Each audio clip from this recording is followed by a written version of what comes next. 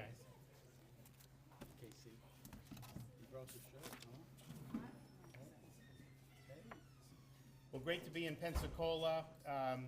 We were here 2 weeks ago with our Garcon Point Bridge announcement over next door, and we were happy to be able to reduce the tolls there. I know a lot of people in these communities really appreciate that.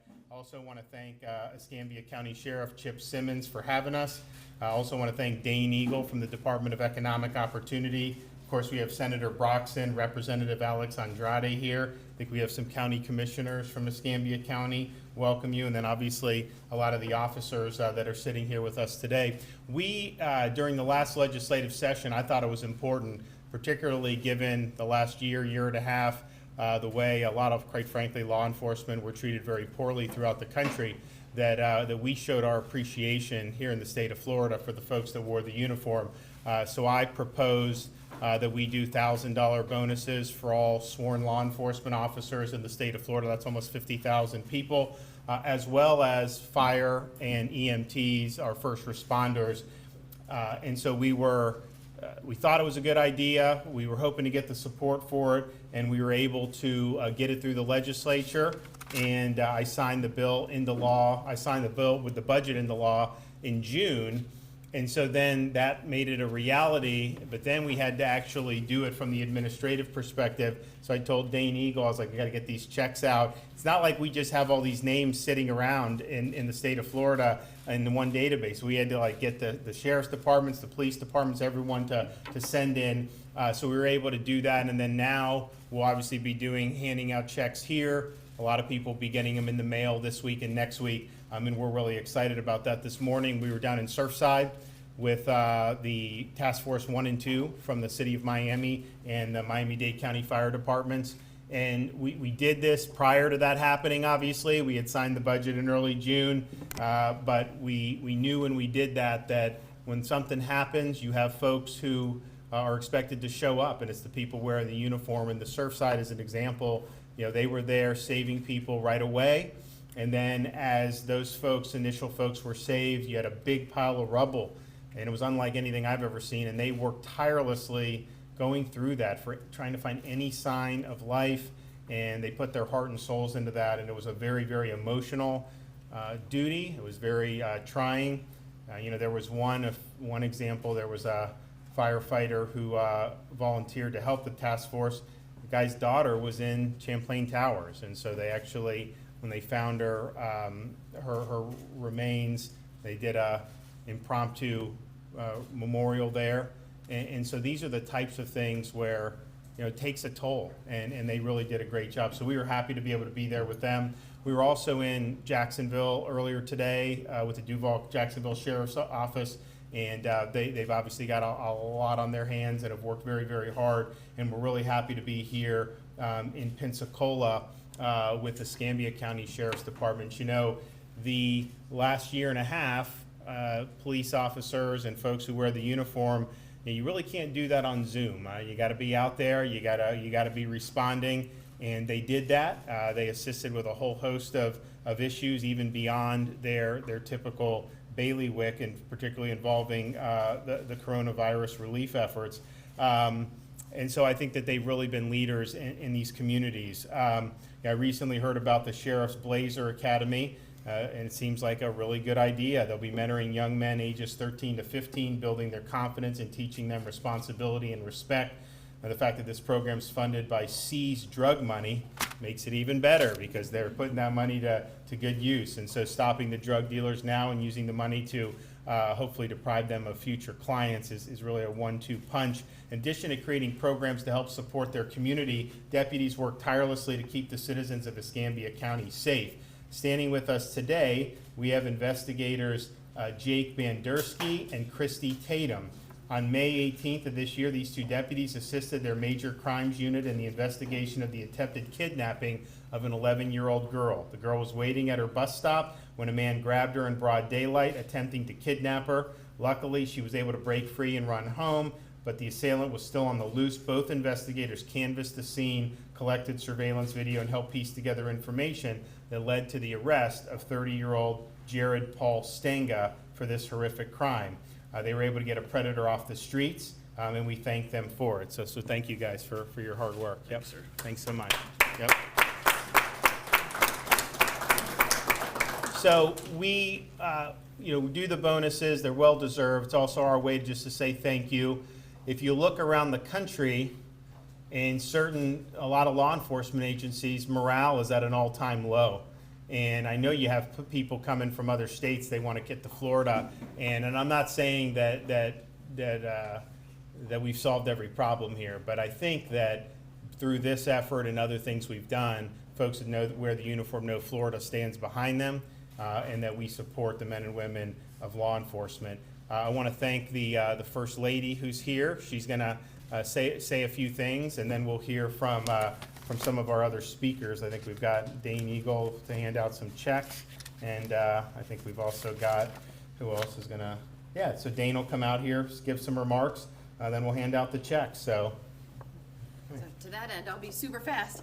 I just really wanted to come with Madison today just to say thank you, really, for all that you do to serve and protect. We were with some first responders earlier today, and just so you all know, this is very special for us because we're very fortunate to live in the governor's mansion. And just about 4 blocks from the mansion, there is a fire station. And whenever we hear the sirens go by, the kids always perk up and they always say, "There goes our firefighter friends," and there they go to the rescue. And so it's really neat that we've had the opportunity to take them to that fire station, to learn a little bit about what they do, but then the opportunity to be First Lady, to be able to see, obviously, as the governor mentioned in Surfside, the selfless sacrifice that everybody puts forth is very meaningful. And that's one of the reasons why we're working with the Department of Children and Families. We're also working with our legislative partners and our federal partners to look at some of these block grants to see if there's a way that we can use and utilize some of that money to be able to help our first responders specifically about and with their emotional well-being. Because when you're serving and sacrificing, that often, as the governor said, comes with a toll, an emotional toll. And so we've found in a lot of roundtables and very candid conversations with first responders that one of the things that is the most meaningful is being able to have that outlet with a peer, somebody who has that relatable experience.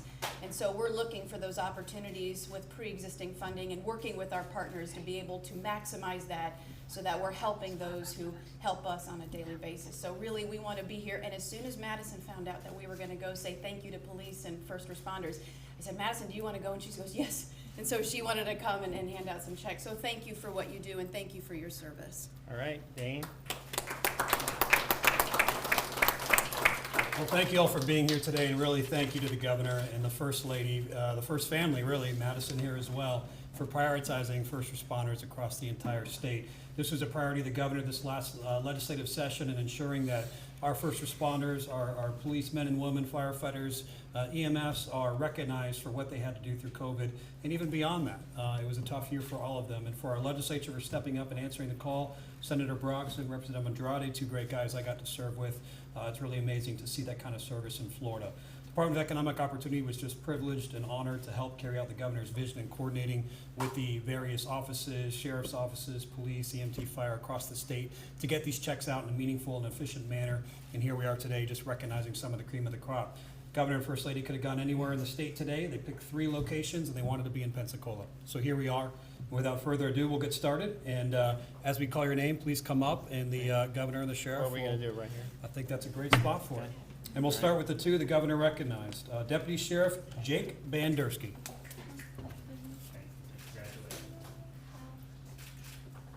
Deputy Sheriff Christy Tatum.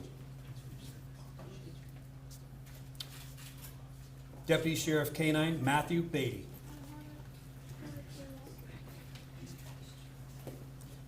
Deputy Sheriff First Class Romaine Brissett. Deputy Sheriff Sheila Cheeks. Sergeant Peter Gallion. Deputy Sheriff Jeremy Horn. Sergeant Shedrick Johnson. Sergeant Peter Kamawi. Deputy Sheriff K-9 Megan Kearns. Deputy Sheriff Bobby Kiersey. Deputy Sheriff Raven McGee. Deputy Sheriff First Class Joan Savage. Deputy Sheriff Brandon Schuler. Deputy Sheriff On Thatch.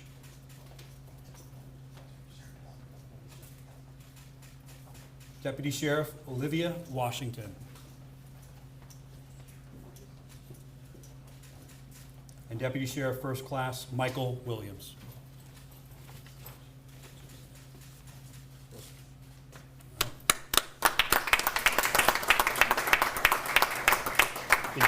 Did we leave out the sheriff, or is he getting his too? It's my text in the mail. Okay, okay. Yeah, so we'll end up, people that didn't get them today, they may have already gotten them in the mail, or we will be getting, they'll be arriving pretty soon, so either this week or next week. And that's also true with the principal and teacher bonuses. Those should be arriving this week and into next week. So we're happy to be able to do that. And we're going to look to do more for law enforcement. I think coming up in the next year, I have some initiatives we'll probably be rolling out pretty soon. You know, I think it's important that that we maintain this as a profession that's going to attract good people. And there's a lot of things that go into that, morale, some others, but I mean, we do want them to be able to make a decent living. And so it's important. We're looking at our state agencies, what we can do with some of those state law enforcement in terms of making sure that they're compensated better. So we'll have probably a flurry of proposals on that, but we do think it's important. I know we've had from some of these other departments across the country where they've been treated very poorly. I mean, I know we've had people come down to Florida and sign up with some of these other departments, and so I think that the fact that we're a state that really welcomes the good law enforcement, I think is very, very important. Okay, with that, yes, sir. Mr. Governor, earlier today, Press Secretary Psaki said that if state superintendents that violated the state mandate for mask mandates did not receive their salaries, as you indicated, that the federal government would intervene and pay those people. What do you make of that? What's your reaction? Do you think the federal government is perhaps intervening in Florida State's COVID policy? I think that they really believe government should rule over the parents' decisions, and I think the parents' decisions in this regard should ultimately be what is done. The fact of the matter is the parents are in the best position to know what's best for their kids. You know, there was I think Anthony Fauci was on a radio program yesterday. He said, we don't know if it's harmful. We haven't studied it. We hope it's not. Well, there's a lot of parents that don't want their young kids to necessarily be sitting there for 8 hours, particularly the kindergartners, the first graders, the second graders. So we believe in empowering the parents. They obviously want the government to force and to use coercion. Our policy, based on the Parents' Bill of Rights, is this is the parents' decision under Florida law at this point. Now this is a new law that was just signed. It wasn't necessarily in effect last year. So we're in a situation now where we believe that the parents' rights will be vindicated, and we'll work to make sure that happens in any way we can. But the idea that the federal government would get involved in that, I think obviously would be very inappropriate. Governor. Yes. Welcome again. Yep. Pensacola, good to see you. Here's a line from your executive order. Studies have shown that children are at a low risk of contracting a serious illness due to COVID-19 and do not play a significant role in the spread of the virus. But here in Northwest Florida, Governor, right now there are children in area hospitals who have COVID. We have confirmed it. We know some of those kids right now are on ventilators. So given that, what can you say to parents as school starts this week here about keeping kids safe from COVID Well, in schools? everything in that is 100% true. They are at low risk. If you look at the whole pandemic, however many people were hospitalized in the state of Florida at any given time, between 1.1 and 1.4% of that were children. So the overwhelming majority, 98+%. Right now, it's 1.3% of all the hospitalizations. Now, what I would also say is we've had a wave of RSV throughout the country. That is putting more kids in the hospital than COVID. That's a very significant risk, much more riskier than COVID. I would also say, based on surveys of hospitals, between 25 and 40% of all COVID-positive pediatric patients are incidentally positive. In other words, they're being treated for something other than COVID, and they're in and happen to test positive because they test everyone that goes through. So there's not been any change in how this impacts kids. It doesn't mean that theoretically it can't. And I think if you look throughout the country, if you look at the under 18 kids who have died with COVID, the vast majority of those had really, really significant health issues. You have people that have leukemia, you have people that have really sad things, and it's a tragic situation. But the notion, and we went through this last year with the schools. When we pushed to open schools, people said that this was going to be something that was going to be very problematic for kids. It turned out that that was not the case. And actually, the schools, they're less likely to get it in school, believe it or not, than at home. And the reason is because what that statement said is also verified. You have very few instances of a student infecting an adult. It's almost always the adult infecting the minor. And that's been true throughout the whole pandemic. We haven't really seen any changes to that. And so, I would tell parents, I mean, obviously, you know your kids. That's the whole thing with the parents making the choice on the masks. And so I think each one's going to be different in terms of how they look at stuff. But I can tell you, we've not seen any material change in how this works. Now, obviously, we have more people hospitalized today that are COVID positive than we did 6 weeks ago. I mean, we're in the midst of a wave. And so you're going to see more of every age group, but the percentage of minors has not increased with Delta or with this thing. And I think that that's interesting because if you think about it, we have 80% of 50 and over that are vaccinated in Florida. And that's the group that has the highest percentage of hospitalizations typically. So you would think that potentially the kids would make up more of a percentage because they're obviously not eligible for the vaccine, but they're still about 1.3%. And here's something else. An unvaccinated kindergartner is at less risk for COVID than a vaccinated 30-year-old staff member. And that's been true in the data. Now, the 30-year-old staff member is low risk and for serious illness as well once they're vaccinated. So I think that we had a great school year. I think we'll do it again. This wave last summer, we peaked earlier in July. Now we're into August, and so it's running up more on the school year. But at the same time, I mean, I think that kids have been out doing a bunch of stuff the whole time anyways. And so I think it is not a kid's disease, fortunately. It doesn't mean you can't find one example. But I would say in almost all of those examples, there's usually other aggravating factors that are present. And certainly for pediatrics, I think the RSV wave has been much more threatening to minors than the COVID has. Governor, the CDC have reported more than 28,000 new COVID cases on Sunday, but the Florida Department of Health reports there were 15,000. Can you, Governor, possibly speak to the disparity? Yeah, it's an easy mistake. Yeah. So what happens is CDC doesn't report on the weekends. So the state of Florida provided 3 days worth of test results to them on Monday, and that's for Friday, Saturday, and Sunday. So those would have been reported Saturday, Sunday, Monday. And the CDC, instead of what they normally do, is they just take the total, divide it by 3, and put it in. Instead of dividing by 3, they just put it under 2 days. And so technically, they have 0 cases in Florida for Monday, and then they had whatever they did for Saturday, Sunday. So they should have put it out over 3 days. They put it out over 2. I know the Department of Health has reached out to them. I don't know if they've corrected it since then, but that's all it was. It was just the way they're reporting it. They didn't do it over the 3 days when that was 3 days worth of test results. Governor, are your health professionals telling you that your health advisors, whoever they might be, obviously from the state, that this surge is going to end, or at least the numbers are going to decrease in the next month? No, I think for sure. I mean, if you look, so we have a big state, as you know. So the wave didn't start at the same time throughout the whole state. So for example, the wave started in Northeast Florida. Their indicators in terms of their RT value is now below 1. They have a decline, 7-day average decline of 18% in cases. And they have a decline in COVID, ED visits for COVID-like illnesses.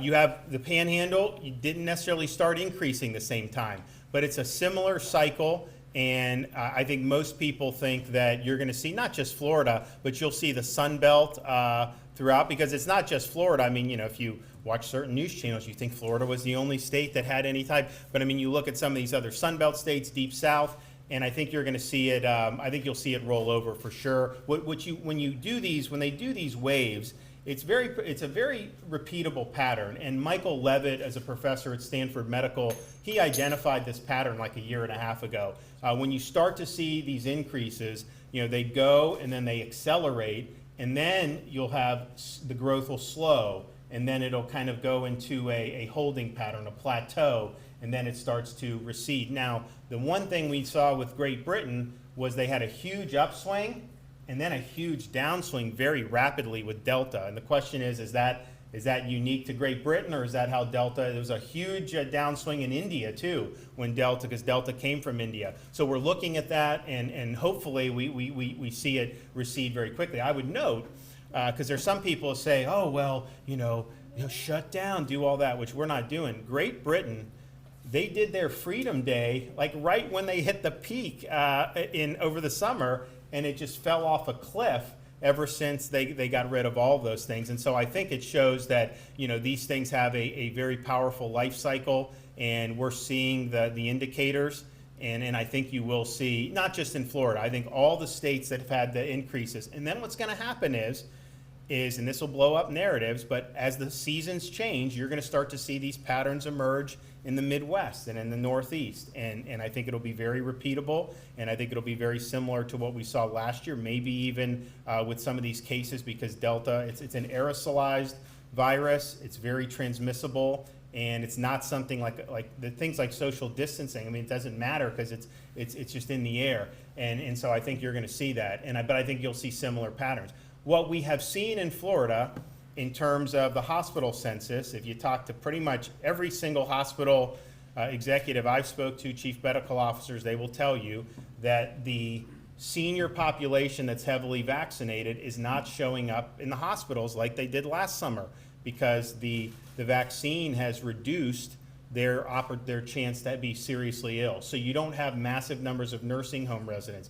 You don't have a lot of 70-year-olds. I mean, you have some because there's other ailments that happen and you can still be positive, but that's not driving it. And so that's an indication that focusing on those vulnerable people has worked in terms of reducing severity. But and what they typically see is the folks who end up hospitalized, and particularly those who end up going to intensive care, tend to be people who either haven't had immunity from a prior infection or have not had any vaccination. What I would tell folks, and a lot of people don't know about this, which I think is kind of should have been, everyone should know this. If you do get infected, particularly if you're higher risk, they have monoclonal antibody treatments that if you get it, it's an IV treatment. If you get it early, the chance of you being hospitalized is very, very small. And it's worked very well throughout the state. The only issue's been is not everybody knows about it. And what happens is you're somebody that's higher risk and you get infected and you don't necessarily feel that bad.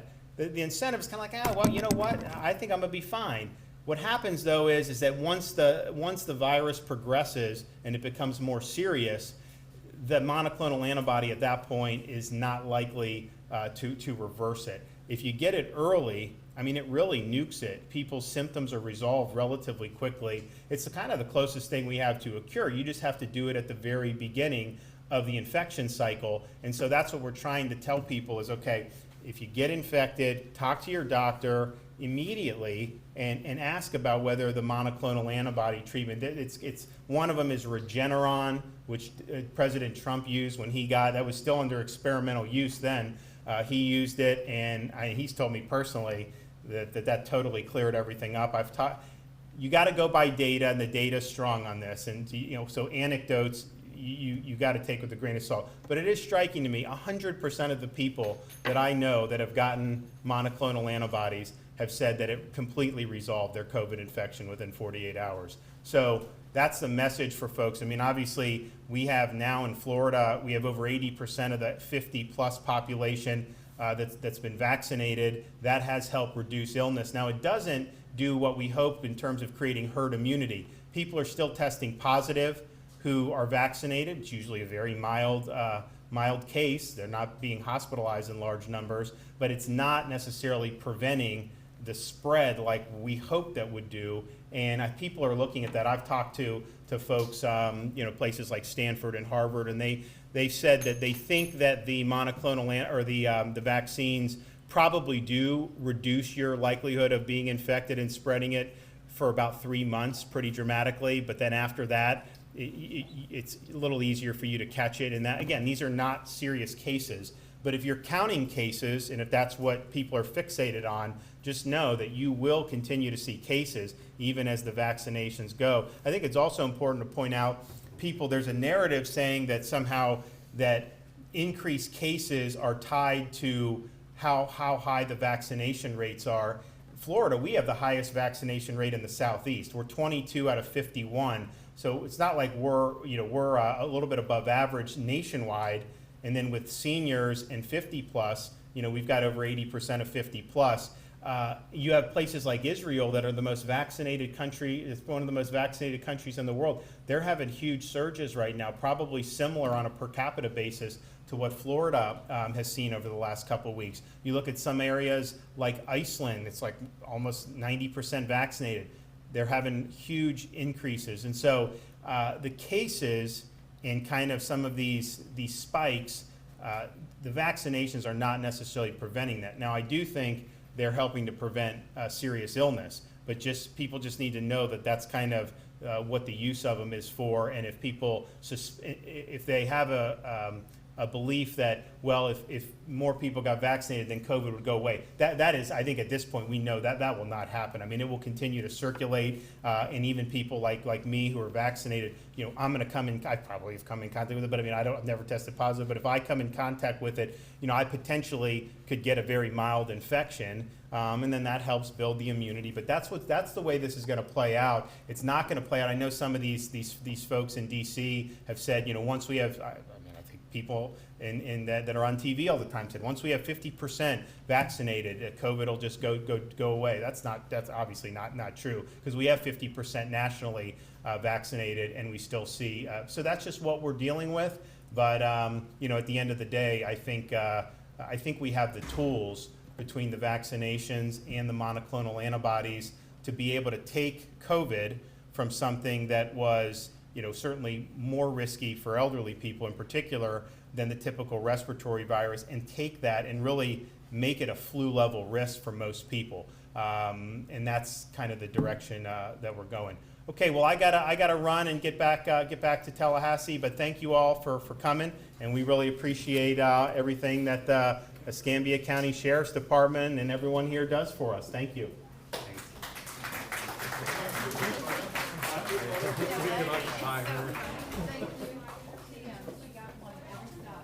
How you doing? See you doing all right? Yeah.